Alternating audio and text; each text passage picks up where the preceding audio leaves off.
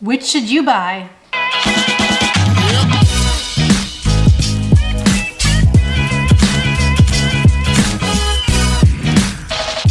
Good morning, YouTube!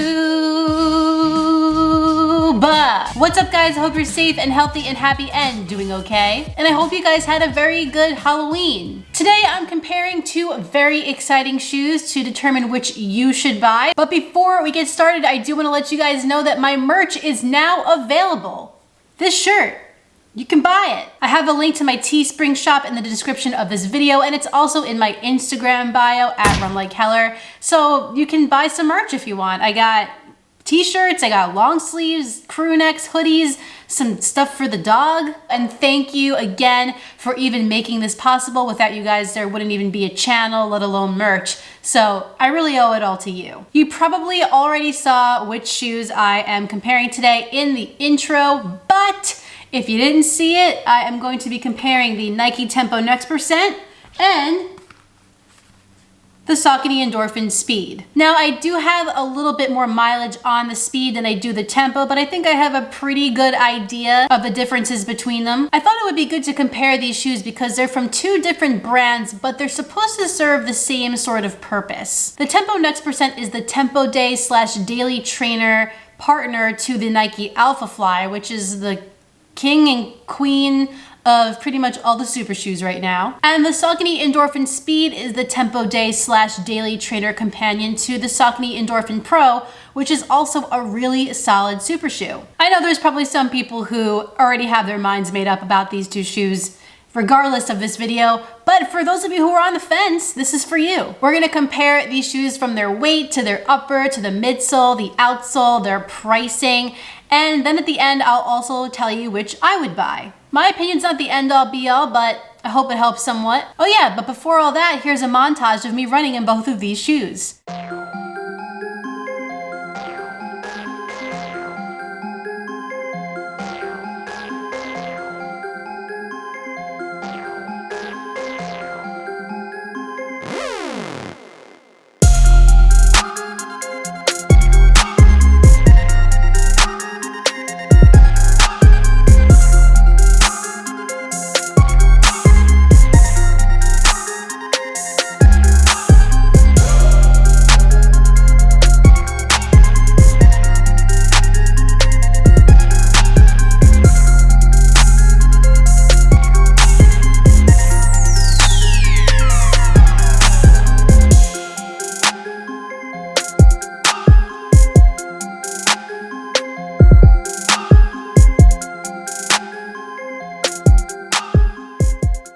I tried to make it spooky for Halloween. One more thing before we get started today, I do want to let you guys know that I purchased the Nike Tempo Next Percent with my own money, and the Saucony Endorphin Speed was sent to me by Running Warehouse. However, no one is going to see this video before you. I'm not getting paid to say anything. Everything that I say is completely my opinion. It's all about being 100% honest and helping you.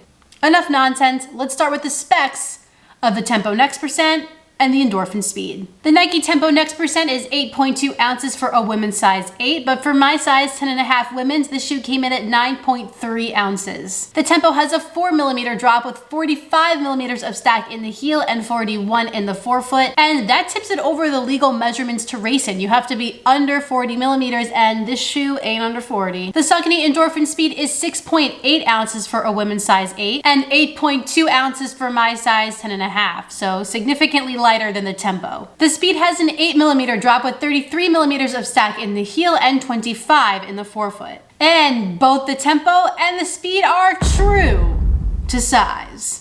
Here we go, let's compare the uppers. The Nike Tempo Next Percent is sporting Nike's signature fly knit, which, as I said in my first run impressions video, feels different in pretty much every shoe that I try. In the Tempo, it's on the coarser side, it is pretty breathable, and because of that booty construction, there's really not much to this upper. I mean, there are some stability welds in the midfoot, but this is a neutral shoe through and through. We have Nike's asymmetrical lacing, which we see in the Vaporfly and the Alpha Fly. And the only thing that's really sturdy about this upper is the heel. Like I said in my first run impressions, I'm really not a big fan of fly knit. I would much prefer a mesh upper. But while I was running in the shoe, I didn't get any hot spots or irritation, no blisters. I was concerned about this ankle collar area because it is minimal and kind of sharp here, but luckily I've had no problems. One thing that was sort of uncomfortable was this toe cap. It was touching the top of my toe and I thought that I was gonna have a problem, but that feeling kind of went away, but it was a little bit uncomfortable at first. And this upper does fit very snug. The forefoot and toe box area of this shoe is decently wide, but the midfoot gets very narrow, which causes some instability issues. For a shoe that's meant to be your tempo day, but also daily trainer shoe, I would like a little bit more structure in the upper. The upper of a Saucony Endorphin Pro is a form-fit engineered mesh. It's a little bit more traditional than your fly knit material. You have a regular lacing system here, an actual tongue, and it is gusseted. And the Speed also has a sturdy heel counter like the Tempo Next Percent. Despite the Speed's upper being a little bit thicker than the Tempo Next Percent, I think it is still very breathable. I like that there's a little bit more structure here to keep your foot in place. You get a really nice lockdown fit with the gusseted tongue and the lacing system. And I like that there's a little bit more padding here around the ankle collar area. It's not the widest shoe, but it's not the most narrow. This one too kind of gets thinner in that midfoot area, which does cause some instability issues. But overall, the comfort of this upper is incredible. It feels so nice on your foot. So when it comes to the uppers, I think it's pretty obvious that I like the Saucony Endorphin Speed's upper better. I just think it's a little more traditional, which I like. Feels less awkward to me on foot. And I also just think the material in general is just a little bit more comfortable. Now let's chat about what everybody wants to know, the midsoles. And both of these shoes have some pretty interesting technology going on. The midsole of the Nike Tempo Next Percent is a lot of different stuff in one. We got Zoom X foam in the forefoot dipping into the midfoot of the shoe. That's Nike's highest performance foam and probably one of the best foams on the market, but it's not the most durable and Nike knows that, so they put some React foam in the heel to give you a little bit more structure and durability. There's a full-length composite plate in this shoe for some extra propulsion, and of course, the star of this midsole are the Zoom AirPods under the forefoot. Those work in conjunction with the plate to just throw you forward before you even know what hit you. So I know I just did a first run impressions on this shoe, so I won't go on and on about this midsole, but to kind of sum it all up, I liked it when I was doing a tempo day run. I ran 10 miles at 7:30 pace in this shoe and I enjoyed it. But when I started to break down in my stride, this midsole started to break down with it, which leads me to believe that this shoe just really won't do so well at slower speeds. And I also noticed that you have to really put some pressure on those Zoom AirPods in the forefoot to get the best out of them. That being said, the forefoot sensation in the shoe is really like none other. You really feel a spring and like a pogo stick almost. It actually made me want to give the Alpha Fly a shot. In terms of durability, I do think this midsole will be pretty good. You have a lot going on here. I think that Zoom X material is going to hold up a lot better than it does in other shoes, because you have a lot protecting it directly from the road. But one thing that I didn't mention in my first run impressions that I wish I had is that this shoe feels a bit bottom heavy. Keep in mind, it is heavier than the Endorphin Speed, but the upper is much lighter. So where's all that weight? In your midsole. And all of these midsole mechanics do make for a pretty stiff shoe. The Saucony Endorphin Speed is sporting the Power Run PB midsole material. The Power Run foam is also used in the Endorphin Pro, and it is incredibly responsive and has some decent cushioning. And the shoe also has a full-length nylon plate. So if you watch my full review of the shoe, you know that I love this midsole. Power Run PB is one of my favorite foams, if not my favorite foam of 2020. To me, it has that perfect balance between soft and firm. You're not going to be sinking down into that midsole material and really making an effort to get back off it, but you're also not going to feel like this ride is too harsh and your legs are just being trashed from pounding the pavement. And mixed with that nylon plate, you get such a nice spring off the toe. And what I like about this nylon plate is that it's a little bit more flexible, which I think is good for a shoe that's supposed to be your tempo day / daily trainer. I've taken this shoe out on a number of runs. I've done lots of tempo days stuff in this, and I've done lots of daily training easier stuff. And I gotta say, this too really does shine at tempo efforts. It doesn't feel as magical at easier speeds, and it's hard to go easy in this shoe like it is in the Tempo Next Percent. And durability wise, this shoe has held up great. I have over 50 miles in the shoe, and it looks and feels pretty much exactly how it did when I first tried them on. This was tricky. When it comes to the midsole, which of these do I prefer? So if we're going by just forefoot feel, then I would pick the Tempo Next Percent, because Really, there's nothing like how this shoe feels in the forefoot. I mean, besides the Alpha Fly, I'm sure. But the spring back and response, because of the composite plate mixed with these Zoom AirPods, is pretty much second to none. And when you put these shoes on next to each other, you can really feel that. You can feel how much springier this feels as opposed to this, which feels really springy if you just have this shoe on. But that being said, I think the Saucony Endorphin Speed's midsole is just a better overall package. When my form starts to break down, this shoe feels a lot less disjointed than this does. A forefoot feel is important, but it's not the entire shoe. So that's why I'm gonna go with the Endorphin Speed here again. But we can't forget about the outsoles, can we? Nike is using blown rubber in the Tempo Next Percent. This pattern that you see here was created by designers at Nike who took a bunch of data from different runners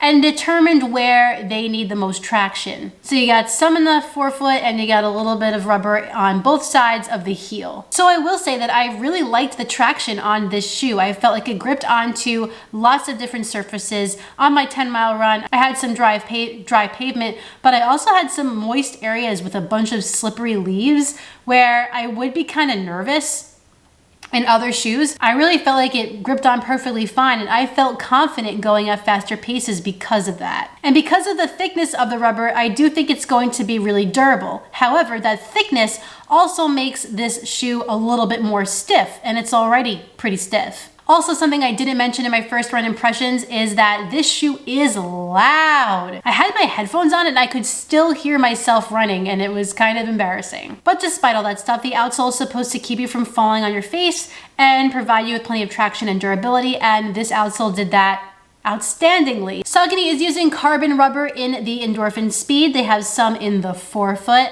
Lots of exposed power on PB in the midfoot and a little bit of carbon rubber on the lateral side of the heel. This shoe also has seen a lot of stuff. And as you guys might know, in my early days with this shoe, I got stuck in a literal monsoon and I was worried that this carbon rubber was gonna be slipping and sliding all over the place, and it didn't. It gripped on great. I do like that we don't have a ton of it here to save on weight. And I mean, with 50 plus miles in this shoe, the outsole seems to be holding up just fine. And in fact, the exposed power on PB is also not doing too bad either. All right, so which of these outsoles would I pick? So I do really like the pattern on the Tempo Next Percent. I think that Nike has something here with this design. It does feel really grippy. And I do like the placement of the rubber in the Endorphin Speed and how much of it is there. I think this is way too much rubber on that forefoot, and it makes this shoe stiff and it makes it very loud.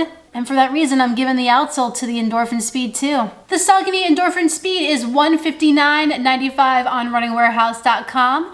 And the Nike Tempo Next Percent is $199.95 on runningwarehouse.com. So, for price, I pick the Speed. Which kind of leads me to the conclusion of this video. Obviously, I would choose the Speed over the Tempo Next Percent. But the Tempo Next Percent is still a really good shoe. And if you want something that's gonna feel insane in the forefoot, then this is sort of your best bet. But for an all-around shoe, I mean, the Endorphin Speed just feels like a better package to me. And it's also 40 bucks cheaper. I get that the Tempo Next Percent has a lot of technology in it that might make it more expensive to make, therefore it's priced higher. But to me, this shoe just doesn't seem worth $200. I think the Speed is perfectly priced for what it is, considering the Endorphin Pro, the super shoe of Saucony, is $200, which if we're talking price, I would much rather spend $200 on the Endorphin Pro than on this. If you're interested in either of these shoes, Running Warehouse has you covered. I'll link them down below in the description of this video. Click those links and pick up your own pairs of either of these shoes. Get the Speed.